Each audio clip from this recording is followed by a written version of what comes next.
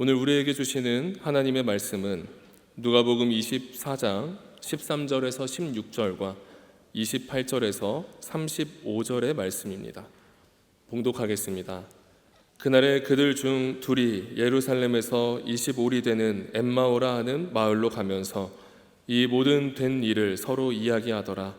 그들이 서로 이야기하며 문의할 때에 예수께서 가까이 이르러 그들과 동행하시나 그들의 눈이 가리워져서 그인 줄 알아보지 못하거늘 그들이 가는 마을에 가까이 가매 예수는 더 가려 하는 것 같이 하시니 그들이 강건하여 이르되 우리와 함께 유하사이다. 때가 저물어 가고 날이 이미 기울었나이다 하니 이에 그들과 함께 유하러 들어가시니라. 그들과 함께 음식 잡수실 때에 떡을 가지사 축사하시고 떼어 그들에게 주시니 그들의 눈이 밝아져 그인 줄 알아보더니 예수는 그들에게 보이지 아니하시는지라. 그들이 서로 말하되 길에서 우리에게 말씀하시고 우리에게 성경을 풀어주실 때에 우리 속에서 마음이 뜨겁지 아니하더냐 하고 곧 그때로 일어나 예루살렘에 돌아가 보니 11 제자 및 그들과 함께 한 자들이 모여 있어 말하기를 주께서 과연 살아나시고 시몬에게 보이셨다 하는지라. 두 사람도 길에서 된 일과 예수께서 떡을 떼심으로 자기들에게 알려지신 것을 말하더라. 아멘. 사랑하는 성도 여러분, 초대교회 성도들은 주일마다 주님의 부활을 기념하며 예배하고 인사했습니다. 우리도 그렇게 한번 인사해 보려고 하는데요. 이 화면을 보면 인도자의 인사가 있고 회중의 인사가 있습니다. 한번 해보겠습니다. 주님이 부활하셨습니다. 우리 한 번 더 해보도록 하겠습니다. 주님이 부활하셨습니다. 아멘. 초대교회 성도들은 매 주일이 작은 부활 주일이었습니다. 특별히 부활의 사건이 과거로 잊혀지는 것이 아니라 매주일 예배드리면서 부활의 주님을 기념하고 만나면서 그들의 심령 가운데 살아 역사하시는 그 주님을 찬양하고 예배하게 된다는 것입니다. 사랑하는 성도 여러분, 그런데 우리의 현실은 어떻습니까? 주님의 살아계심을 기쁜 마음으로 인사하면서도 우리의 마음이 무거울 때가 있다는 것입니다. 예배를 드리고 돌아가는 발걸음이 가볍지 않을 때도 있다는 것입니다. 그런 의미에서 부활의 주님을 예배하는 이 주일 예배를 드리고 돌아가는 발걸음, 왜 우리에게 가볍지 않고 무겁고 낙심할 때가 있을까요? 오늘 본문에 등장하는 엠마오로 걸어가는 두 제자의 이야기를 통해 이 부분을 생각해 보려고 합니다. 엠마오를 향하는 두 제자도 예수님의 십자가의 사건 이후에 그들의 기대감은 무너졌습니다. 깊은 상실감을 갖고 예루살렘을 떠나 엠마오, 자신들의 고향으로 떠나게 되었다는 것입니다. 그 거리는 10km 정도 되거든요. 대략 3시간 남짓 걸어가는 그 이동하는 과정은 낙심의 여정이라고 말할 수 있습니다. 실망하고 낙심하고 걸어가는 그들의 발걸음을 멈추고 다시 한번 예루살렘으로 그들을 돌아가게 하는 놀라운 역사는 그들을 찾아오신 부활의 주님을 그들이 만난 이후 가능해졌다는 것입니다. 그렇다면 그들이 보여주었던 신앙의 과정들이 있을 수 있겠죠. 들은 신앙을 넘어 깨닫는 신앙으로, 그리고 만난 신앙으로, 부활의 주님을 만난 신앙으로 이어질 때 비로소 그런 은혜로운 결과가 이루어지더라. 오늘은 그 엠마오를 향하는 두 제자의 신앙의 여정을 살펴보려고 합니다. 이 첫 번째는 들은 신앙이라고 말할 수 있습니다.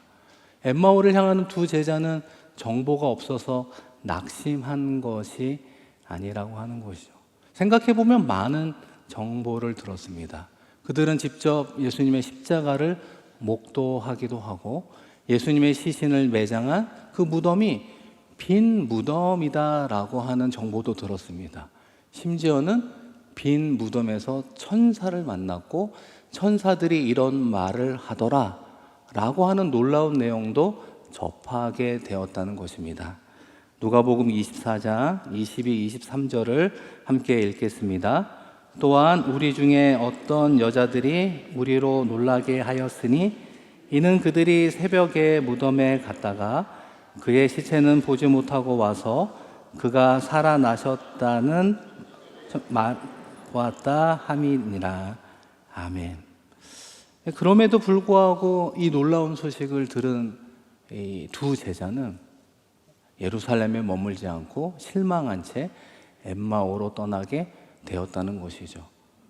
예수님의 부활에 대한 이야기를 들었음에도 불구하고 여전히 낙심한 채 떠나가는 그들은 분명히 들은 신앙인이라고 말할 수 있습니다.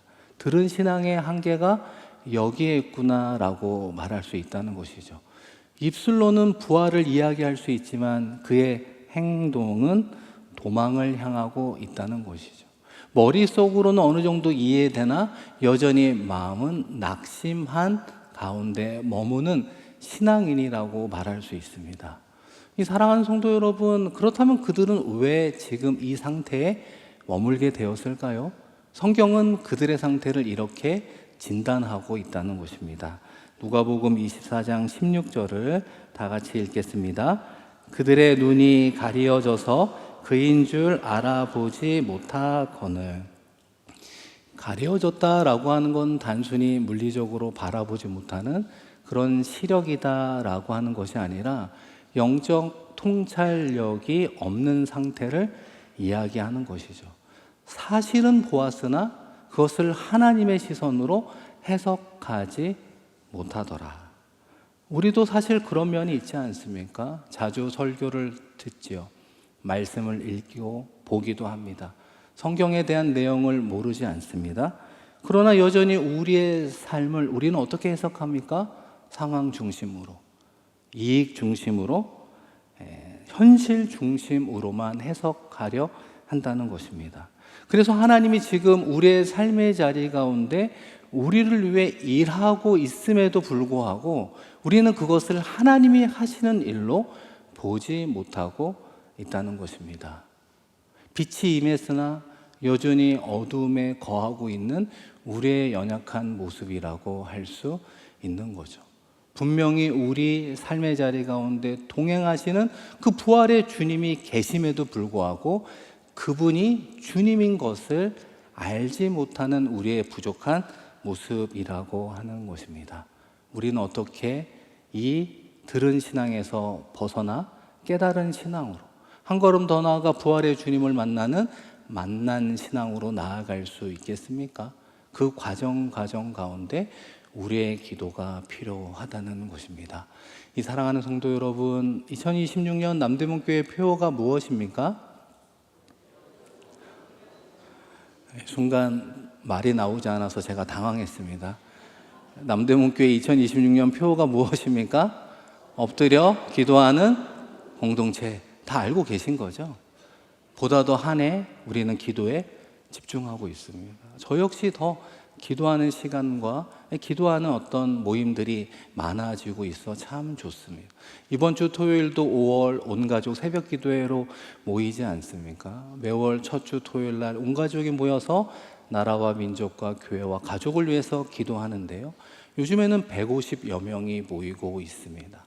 많은 분들이 모여서 기도하는 모습, 저도 흐뭇하지만 보시는 하나님은 얼마나 아름답게 보고 계시겠습니까? 그런 의미에서 이번 한 주 우리는 공통된 기도 제목 하나가 있다는 것입니다. 그것이 무엇일까요? 주님, 우리의 눈을 열어 주옵소서. 여러분 한번 따라해 보시겠습니까? 주님, 우리의 눈을 열어 주옵소서. 우리가 기도하는 이유는 우리의 힘으로 할 수 없기 때문입니다. 우리의 힘으로 할 수 없기에 하나님께 맡기는 것을 우리는 그 신앙의 행위를 기도라고 하는 것이죠.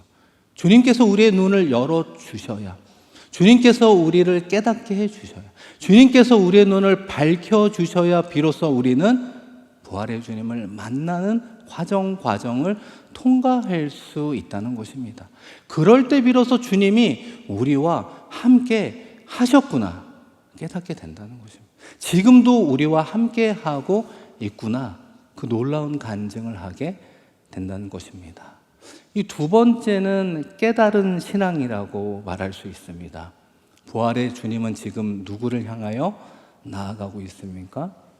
낙심한 채 엠마오로 향하는 두 제자를 만나러 가셨다는 거예요. 부활의 주님은 낙심한 사람들을 찾아가요. 부활의 주님은 절망한 사람들을 찾아갑니다. 부활의 주님은 실패한 사람들을 찾아가더라. 부활의 주님이니까 회복시키기 위해서 찾아오신다는 것이죠. 그런데 놀라운 사실은 그들의 신앙의 회복은 기적이 아니었습니다. 말씀을 깨달아 그들의 심령을 변화시키는 것입니다. 누가복음 24장 32절을 다 같이 읽겠습니다. 그들이 서로 말하되 길에서 우리에게 말씀하시고 우리에게 성경을 풀어주실 때에 우리 속에서 마음이 뜨겁지 아니하더냐 하고, 주님이 말씀을 풀어주실 때 마음이 뜨거워졌다 말하고 있습니다. 여기서 뜨겁다라고 하는 것은 헬라어로 카이오라고 하는데요, 불을 붙이다라고 하는 것이죠. 단순히 마음이 따뜻해지는 것이 아니라 마음이 뜨거운 상태로 지속되는 것이죠. 그런 은혜를 경험하는 신앙을 깨달은 신앙이라고 표현하고 있습니다. 사랑하는 성도 여러분, 이것은 단순한 감정의 흥분이 아니고 이 잠깐의 감동이 아니라는 것이죠. 성령의 역사가 있어야 되는 것입니다. 성령이 하나님의 말씀을 풀어주실 때 심령이 변화하는 영적인 변화를 이야기하는 것입니다. 그러니까 들은 신앙은 정보에 집중한다면 깨달은 신앙은 조명에 집중하게 되어 있습니다. 상황과 환경은 바뀌지 않았지만 그것을 하나님의 시선으로 해석하게 된다는 것이죠. 생각해 보면 그렇지 않습니까? 십자가를 바라볼 때 그들은 실패라고 생각했습니다. 그러나 마음이 뜨거워지고 내적인 변화가 있은 이후에는 그 십자가를 하나님의 구원으로 인식하게 된다는 것입니다.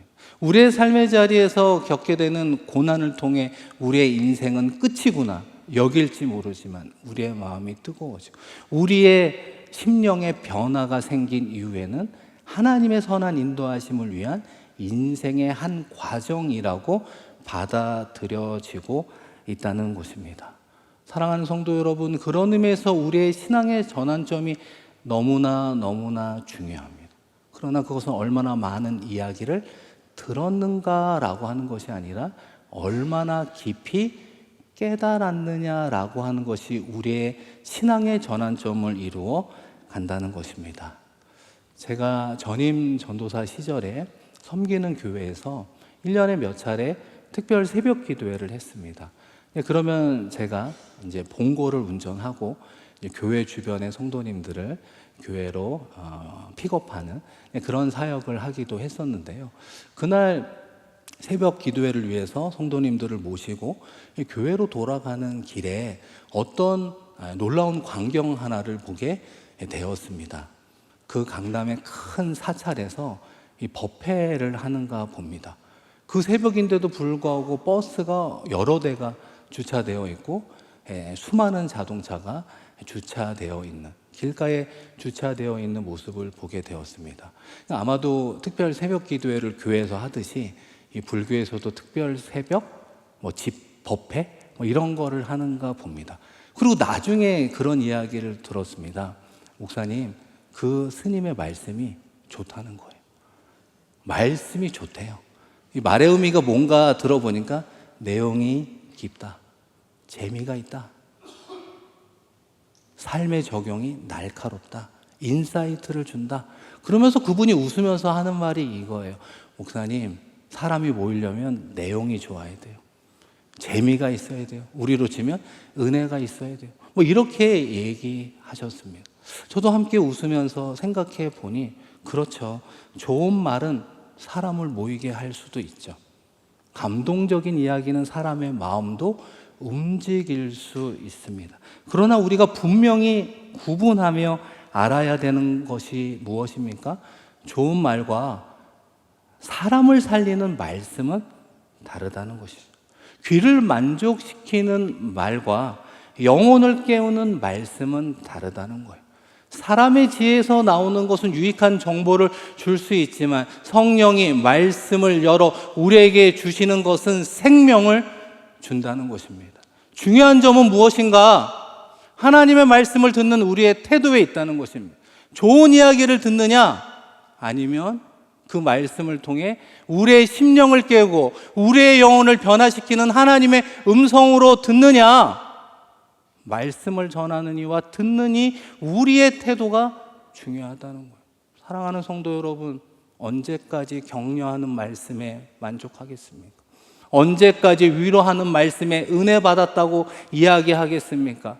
용기를 전달해 주는 말씀 앞에 언제까지 좋은 말씀이라고 이야기하겠습니까? 무엇이 좋은 말씀인가요? 우리의 심령을 깨우는 말씀이라는 거예요. 우리의 영혼을 변화시키는 말씀이라는 거예요. 말씀을 듣고 전하는 이와 듣는 이 모두가 눈물을 흘려 회개하는 말씀이 우리 가운데 이루어지지 않으면 우리는 감정의 것만 만족한 채 돌아간다는 거예요. 그 예배 드리고 돌아가는 발걸음이 어떻게 가벼울 수 있나요? 우리의 속사람을 변화시키는 말씀 앞에 우리 모두가 엎드려 부복할 때 비로소 우리의 심령에 변화가 생겨나기 시작한다는 것입니다. 말씀을 읽을 때, 말씀을 묵상할 때, 말씀을 들을 때 우리 가운데 내적 변화가 없는 건 문제가 있다는 것이죠. 사랑하는 성도 여러분, 엠마오를 향하는 두 제자의 마음이 뜨거워졌다는 것은 도대체 뜨겁다라는 어떤 느낌 말고 우리가 좀 더 쉽게 이해할 수 있는 표현이 있다면 무엇일까요? 이 말씀을 준비하면 그런 생각이 들어요. 내 안에 말씀이 뜨거워졌다는 것은 주님을 향하여 다시 살아가고 싶어하는 마음의 회복을 이야기하는 것입니다. 주님을 향해 다시 한번 기도하고 싶은 마음이 회복되는 거예요. 주님을 향해 다시 한번 찬양하고 싶어하는 마음이 불일 듯 일어나는 것입니다. 비록 쓰러지고 넘어질 수는 있지만 내가 주의 말씀 앞에 다시 한번 순종하고 싶어하는 마음을 뜻하는 것, 그것이 마음의 뜨거움이라고 말할 수 있습니다. 다시 표현해 보면 내적인 변화인 것입니다. 우리 안에 심령의 내적 변화가 있어야 그 다음 만난 신앙으로 부활의 주님을 향하여 나아가게 되기 때문입니다. 세 번째로 만난 신앙은 무엇입니까?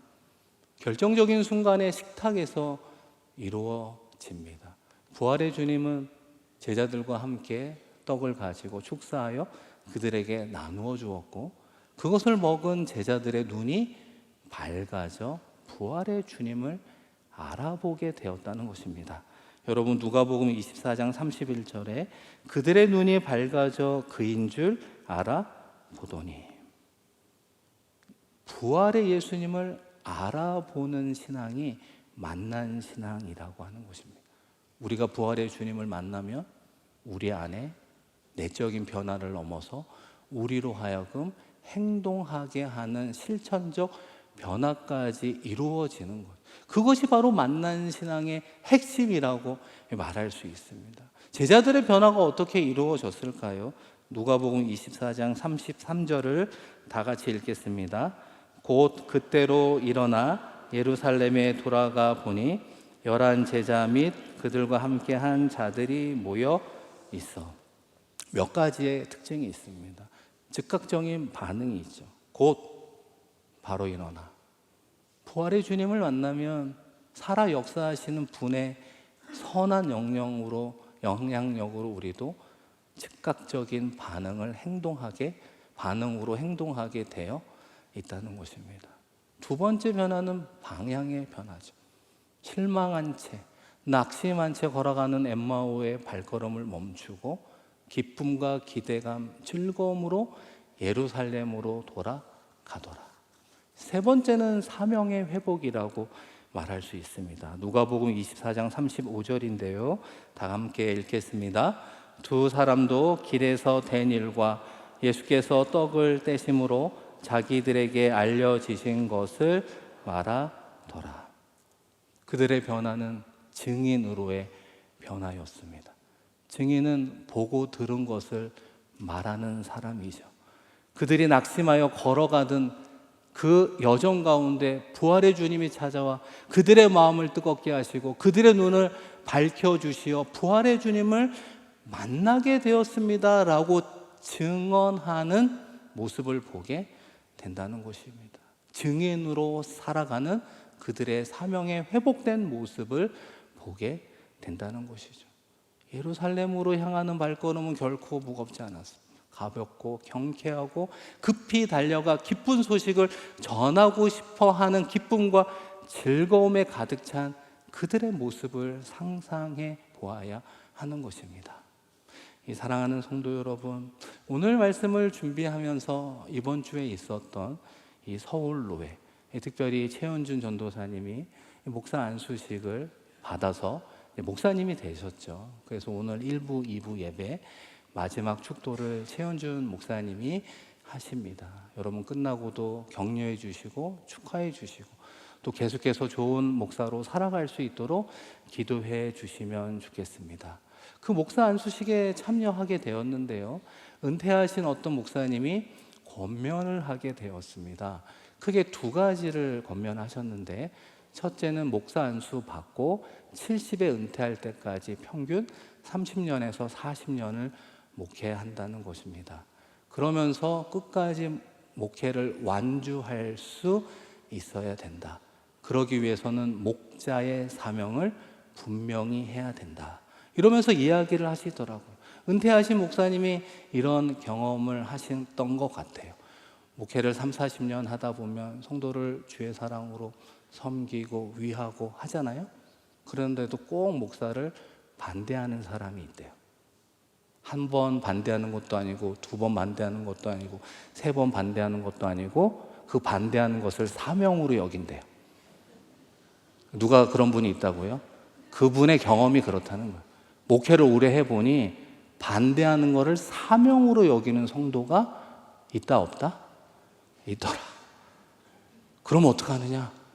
이 반대하는 성도도 목자의 입장에서 양이라는 거예요. 양은 자기가 하는 일을 모르고 한다는 거예요. 사랑으로 품어주어라, 보듬어 주어라. 그것이 목자의 분명한 사명인데 그것이 흔들리면 완주하기 어렵다. 두 번째는 설교에 대한 이야기를 하셨죠. 설교하기가 어렵다.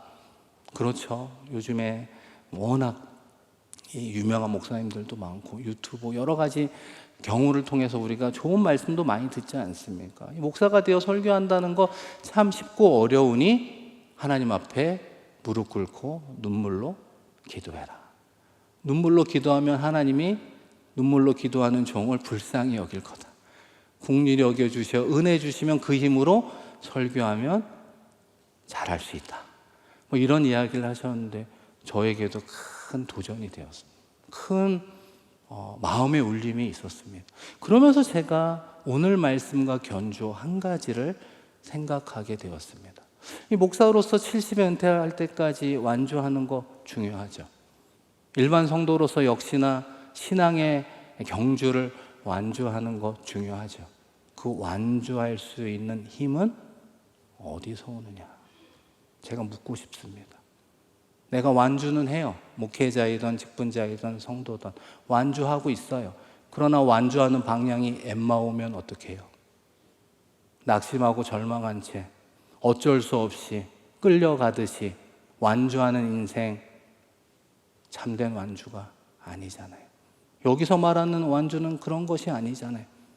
엠마오가 아니라 예루살렘으로, 부활의 예수의 증인으로 살아갈 수 있는 능력의 완주자가 되어야 하는 것 아닙니까?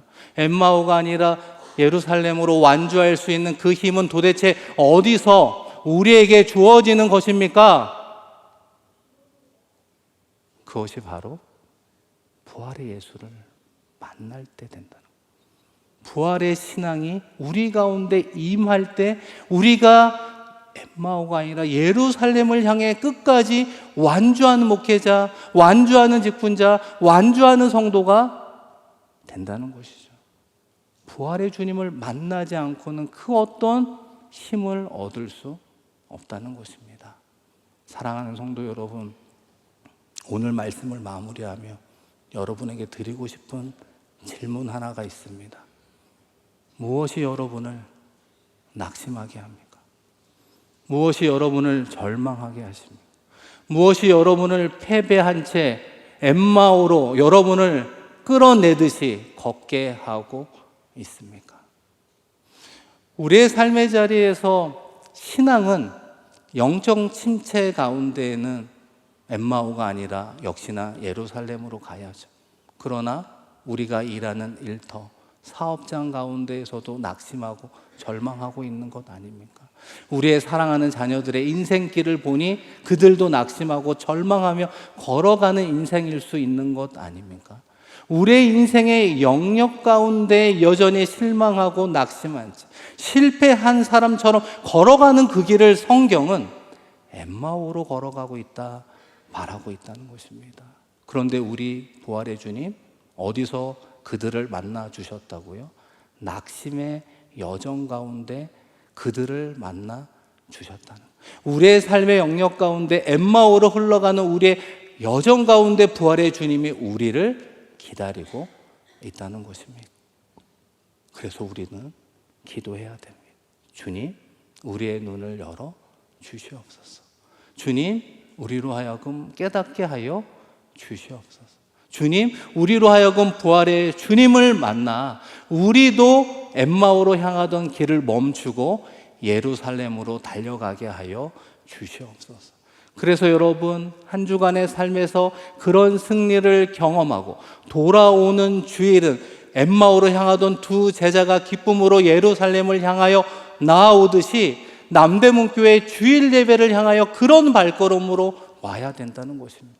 이번 한 주 부활의 주님이 이런 은혜를 주셨습니다. 이런 역사를 주셨습니다. 이렇게 우리와 함께하여 주셨습니다라고 하는 것을 감사하며 기뻐하며 드리는 예배가 예수의 부활을 기념하는 살아있는 예배가 된다는 것입니다.